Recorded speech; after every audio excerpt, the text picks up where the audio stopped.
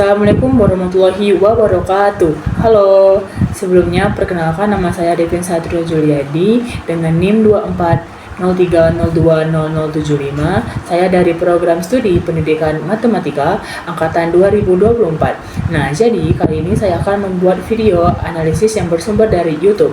Nah, jadi sebelum saya tampilkan video analisis saya, jadi kali ini saya akan menampilkan video yang bersumber dari YouTube terlebih dahulu. Selamat menyaksikan.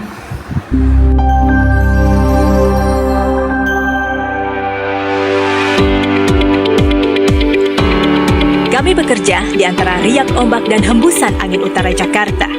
Sebagai pelabuhan perikanan Samudra Nizam Zahman Jakarta bukan sekedar tempat bersandar, tetapi pusat penting bagi perdagangan, koneksi komunitas, dan penggerak ekonomi lokal, khususnya sektor perikanan yang terus berkembang. Namun mengelola pelabuhan bukan tanpa tantangan. Minimnya jarak pandang di malam hari atau saat berkabut kerap mengganggu pemantauan kapal, berdampak pada keselamatan dan efisiensi operasional. Kami tahu teknologi akan selalu mengalami perkembangan, maka sistem kami perlu ditingkatkan. Di akhir 2024, kami mulai menggunakan kamera thermal dan sistem radar dari Hikvision yang hasilnya sesuai dengan harapan. Karena fungsi dan fitur pada perangkat ini sangat membantu dalam pengawasan dan pemantauan menjadi lebih baik di kawasan sekitar pelabuhan. Kini, semua objek yang melakukan aktivitas keluar dan masuk di area sekitar kawasan kolam pelabuhan dapat terhitung dan terdeteksi secara real time. Kami menyambut Hari Kemerdekaan ke-80 dengan cara kami sendiri, dengan bekerja lebih efisien, merespon lebih cepat, dan memastikan sistem kami siap mendukung peran pelabuhan dalam operasional maritim modern serta pertumbuhan kawasan. Bagi kami, kamera dan radar bukan hanya alat, tapi wujud komitmen terhadap layanan pelabuhan yang profesional dan terpercaya. Tidak seperti sebelumnya, informasi dan pengumuman kepada pengguna jasa di pelabuhan kita sampaikan secara manual. Kini, kami sudah bisa menyampaikan melalui IP speaker yang sudah terpasang di sekitar dermaga. Komunikasi jadi lebih aman, tertib, dan efisien, memudahkan semua pihak menjalankan aktivitasnya. Teknologi tidak menggantikan peran manusia, tapi memperkuatnya. Dengan sistem canggih dari Hikvision, kami semakin siap mendukung misi pelabuhan sebagai penggerak perdagangan dan tulang punggung sektor perikanan lokal. Hikvision bersama Pelabuhan Perikanan Samudra Nizam Zahman Jakarta. Inilah kontribusi kami untuk sistem maritim yang lebih cerdas, hari ini, esok, dan seterusnya.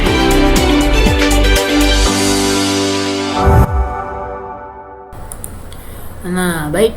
Nah, jadi setelah menyaksikan video yang tadi saya tayangkan, jadi di sini saya akan menjelaskan analisis berdasarkan video tersebut. Nah, jadi judul video itu adalah Case Study Pembaruan Teknologi Pelabuhan Indonesia, dengan materinya itu mengenai perkembangan dan juga masa depan teknologi maritim. Nah, setelah menonton video tersebut jadi saya identifikasi kasus yang dimana pada video tersebut itu menjelaskan satu pelabuhan pelabuhannya itu bernama Pelabuhan Nizam Zahman. Nah, jadi pelabuhan ini merupakan salah satu pusat perikanan terpenting di Indonesia yang mendukung ribuan nelayan lokal dan juga pelaku usaha atau pengusaha maritim. Nah, jadi dengan menyadari bahwasanya potensi untuk bisa meningkatkan operasional dan juga melayani masyarakat dengan lebih baik, tim manajemen pelabuhan yang di sana itu menerapkan teknologi yang bernama AIoT Hikvision. Nah, jadi AIoT di sini tuh merupakan Artificial Intelligence Internet of Things. Nah, jadi teknologi ini itu untuk bisa diterapkan untuk dapat menjadikan pelabuhannya itu menjadi lebih cerdas dan juga lebih efisien. Nah, setelah kita menjelaskan bahwasanya di Pelabuhan Nizam Zahman ini adalah pelabuhan perikanan yang terpenting di Indonesia gitu kan, dengan menerapkan teknologi AIoT. Nah, jadi hambatannya itu muncul ketika sulit nih untuk memantau pergerakan kapal ketika kondisi cuaca tidak mendukung, seperti hujan, kabut di pagi hari, dan gelap di malam hari, berdampak pada keselamatan dan juga efisiensi operasional. Jadi yang kedua hambatannya itu ada tim manajemen pelabuhan juga menyadari nih bahwa pentingnya meningkatkan sistem perhitungan dan juga pelaporan kapal. Nah, jadi walaupun setiap nih yang bekerja di pelabuhan itu pasti mempunyai yang namanya pakar yang ahli lah, itu yang ahli berhitung secara manual gitu. Nah, jadi pada tim manajemen di sana itu menyadari bahwasanya dapat menggabungkan nih antara keahlian pakar tersebut dengan teknologi gitu yang dapat menghasilkan hasil yang lebih akurat lagi. Jadi seperti itu, dapat menggabungkan antara keahlian manusia dengan teknologi. Jadi seperti itu teman.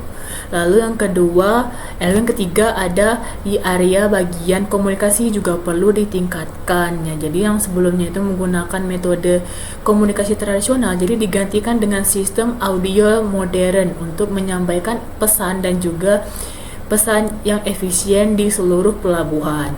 Nah, berdasarkan 3 hambatan tersebut, nah jadi dapat disimpulkan nih solusinya itu yang bisa diterapkan dalam permasalahan yang 3 tadi itu dengan menerapkan teknologi yang bernama AIoT atau Artificial Intelligence Internet of Things (Hikvision) untuk membuat pelabuhan menjadi lebih smart port dengan menggunakan sistem deteksi kapal secara otomatis, ya kan, supaya setidaknya dapat memantau bahwasanya kapal-kapal yang masuk itu gimana, kapal-kapal yang masuk gitu kan.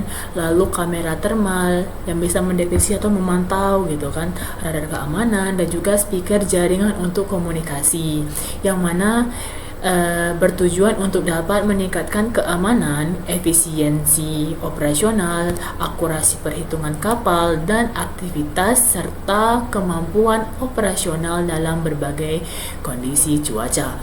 Nah, berdasarkan identifikasi kasus tadi, nah jadi saya juga melakukan analisis SWOT nih. Jadi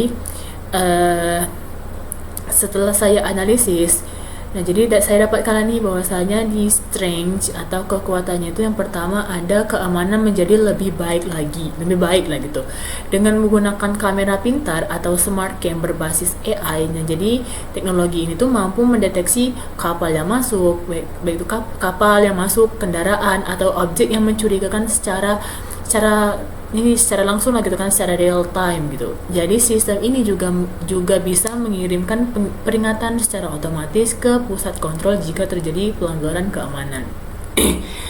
Nah ya, jadi teknologi ini tuh digunakan untuk dapat memantau apa saja yang ada di sekitar pelabuhan.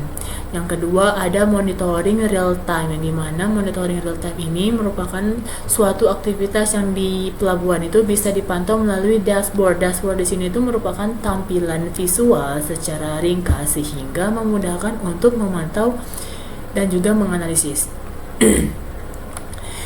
Contohnya itu adalah seperti memantau posisi kapal, lalu status bongkar muatan barang, kondisi dan letak kontainer itu kan peti kemas besar, dan juga akses para pekerja yang dapat dilihat dan juga dikontrol dari pusatnya. Lalu yang ketiga ada transparansi dan akuntabilitas. Dan jadi transparansi di sini maksudnya berarti terbuka jelas apa adanya. Jadi data digital tersimpan dan bisa dianalisis untuk auditnya. Jadi audit itu merupakan pemeriksaan dan juga penilaian secara sistematis terhadap suatu hal. Dan bisa dianalisis untuk audit dan atau evaluasi kinerja. Jadi contohnya itu seperti setiap pergerakan kontainer itu tercatat lah, sehingga memudahkan identifikasi jika terjadi kerusakan atau kehilangan barang. Jadi seperti itu. Lalu yang keempat ada peningkatan citra pelabuhan. Nah, jadi dengan menerapkan teknologi modern, jadi dapat meningkatkan reputasi atau popularitas pelabuhan tersebut gitu di mata investor dan juga bisnis, yang dimana dapat menunjukkan bahwasanya komitmen terhadap suatu inovasi terbaru gitu. Jadi seperti itu. Lalu ada juga kelemahan atau weaknessnya nih. Yang pertama itu ada biaya investasi tinggi. Nah, dengan menggunakan teknologi seperti kamera AI, sensor IoT, server dan juga perangkat lunak itu kan pasti memerlukan biaya yang besar, bukan? Nah, jadi selain itu juga dengan biaya yang besar kita juga harus melakukan perawatan atau pemeliharaan pada sistem-sistem tersebut itu. Jadi itu juga menggunakan uang gitu. Jadi menambah pengeluaran rutin karena melakukan perawatan atau pemeliharaan gitu supaya awet lah, biar tidak cepat rusak gitu bahasanya. Intinya itu teknologi ini tuh sangat efisien untuk digunakan, tapi juga membutuhkan dana yang besar gitu, dan banyak baik itu dari pembelian awal maupun dan juga membutuhkan dana yang besar baik dari pembelian awal maupun pada operasional berkelanjutan. Operasional berkelanjutan itu maksudnya pada perawatannya itu. Jadi seperti itu. Waktu pembeliannya juga menggunakan dana yang besar, waktu perawatannya juga menggunakan dana. Makanya dikatakan biaya investasinya itu tinggi. Lalu yang kedua, kesiapan sumber daya manusianya terbatas. Nah, yang pastinya dengan menerapkan teknologi modern ini, pastinya staf yang bekerja di pelabuhan itu kan belum terbiasa melakukan kerjaan dengan menggunakan teknologi, karena yang biasanya staf yang bekerja di pelabuhan menggunakan secara manual gitu. Nah, makanya ketika diterapkan teknologi staf saya yang bekerja di pelabuhan itu harus ini nih, adanya pelatihan yang intensif gitu untuk bisa memahami teknologi tersebut gitu, sistem digitalnya gitulah, teknologi modern berarti. Nah, jadi jika staf yang bekerja di pelabuhan tersebut belum terbiasa atau terlatih, maka kesalahan operasional pasti bisa terjadi dong, ya kan, karena nggak terbiasa si stafnya itu. Jadi seperti itu. Lalu intinya itu kecanggihan teknologi saja tidak cukup jika SDM-nya tidak terlatih atau tidak tahu cara menggunakan atau mengoperasikan teknologi tersebut. Lalu yang kedua, ketergantungan pada teknologi. Nah, gangguan listrik yang tidak stabil, jaringan internet atau kerusakan sensor itu dapat menyebabkan seluruh operasi yang terjadi itu di pelabuhan terganggu. Nah, maka dari itu gimana ya, gangguan listrik yang tidak stabil, jaringan internet atau kerusakan sensor dapat menyebabkan seluruh operasi yang terjadi di pelabuhan terganggu. Ya, jadi seperti itu. Seperti itulah. Lalu yang ketiga ada opportunities atau peluang. Nah, nih, jadi dari video tersebut itu terdapat ini peluang, yang dimana yang pertama itu ada pengembangan smart port di Indonesia. Yang dimana smart port itu merupakan pelabuhan pintar. Nah, jadi kejayaan di pelabuhan Nizam Zalman ini bisa menjadi model atau desain bagi pelabuhan lain untuk dapat menerapkan teknologi yang serupa. Nah, jadi mungkin pada pelabuhan-pelabuhan yang ada di seluruh Indonesia yang mungkin ingin menerapkan teknologi yang serupa supaya bisa mencapai masa-masa kejayaan, itu kan bisa tuh dapat nih. Berarti peluangnya itu dapat mengembangkan smart pelabuhan-pelabuhan pintar yang ada di Indonesia. Lalu yang kedua, optimasi logistik dan rantai pasok. Optimasi logistik dan rantai pasok di sini itu merupakan upaya untuk dapat membuat proses pengiriman barang itu secepatnya, seefisiennya, dan dengan biaya yang seminim mungkin lah gitu, sehingga barang yang dikirim itu sampai ke tujuan dengan kondisi yang baik.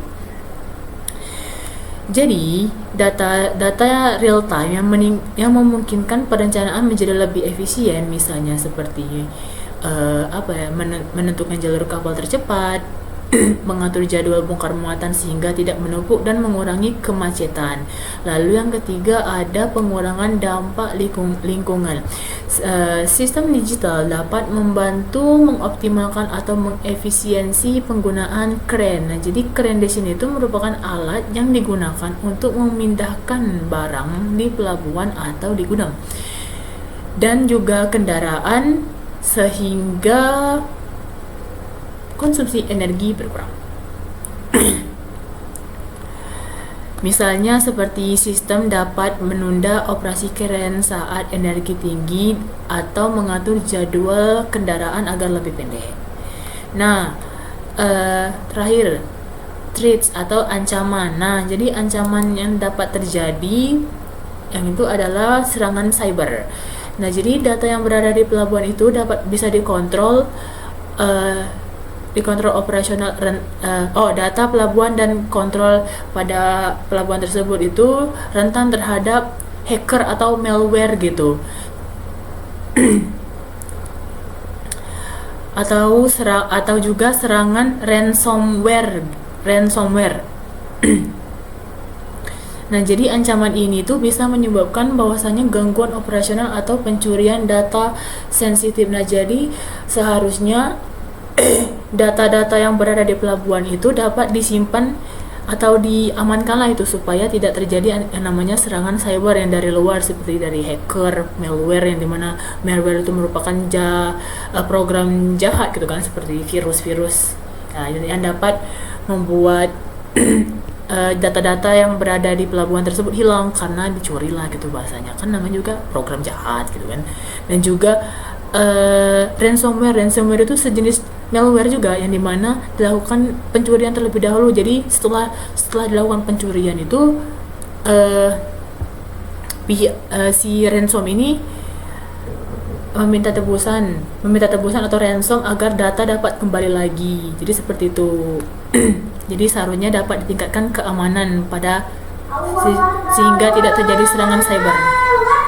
Nah, jadi yang kedua ada resistensi internal. Nah, jadi resistensi internal di sini itu merupakan penolakan atau hambatan yang terjadi di dalam individu atau organisasi gitu kan terhadap suatu perubahan atau inovasi. Nah, jadi para pekerja yang bekerja di pelabuhan Nizam Zakmat ini yang awalnya itu kan biasanya terbiasa dengan kegiatan yang secara manual, mungkin awalnya pasti bakal menolak kan dengan adanya sistem atau teknologi terbaru ini yang dapat membuat yang bisa membuat mereka tuh lambat untuk beradaptasi pada sistem tersebut sehingga mempengaruhi penerapan yang efektif. Nah, karena mungkin para pekerja yang berada di sana itu kan sering melakukan kegiatan secara manual, jadi mungkin ketika munculnya sistem teknologi terbaru lah gitu, mungkin awalnya mereka pasti bakal nolak karena lambat untuk beradaptasi pada sistem tersebut. Jadi dapat mempengaruhi kegiatan-kegiatan mereka itu yang efektif lah gitu, sehingga kayak mereka ini harus belajar terlebih dahulu mengenai sistem tersebut itu, jadi menghambat pekerjaan mereka lah gitu kan. Makanya di sini dikatakan sehingga mempengaruhi penerapan yang efektif. Jadi seperti itu analisis SWOT yang saya lakukan. Pada intinya pelabuhan ini tuh yang awalnya belum menggunakan teknologi, setelah menggunakan teknologi dapat banyak kali mempermudah kegiatan-kegiatan pada pelabuhan ini gitu kan, yang awalnya susah untuk memantau pergerakan kapal, yaitu memantau kayak kapal yang masuk atau barang yang masuk gitu kan, lalu menyampaikan informasi itu secara tradisional kayak melalui perantara, bisa dari A B ke A dari A ke B ke C gitu kan. Sekarang menggunakan teknologi gitu kan, menggunakan speaker, jadi penyampaiannya itu tidak harus dari A ke B ke C gitu, jadi cukup untuk berbicara, jadi nanti speaker yang mengeluarkan suara, jadi seperti itu kan. Nah, jadi nggak ada salahnya kan teknologi digunakan gitu, banyak kok poin plusnya, jadi seperti itu. Baik, sekian video analisis dari saya. Terima kasih atas perhatiannya. Saya akhiri. Wassalamualaikum warahmatullahi wabarakatuh.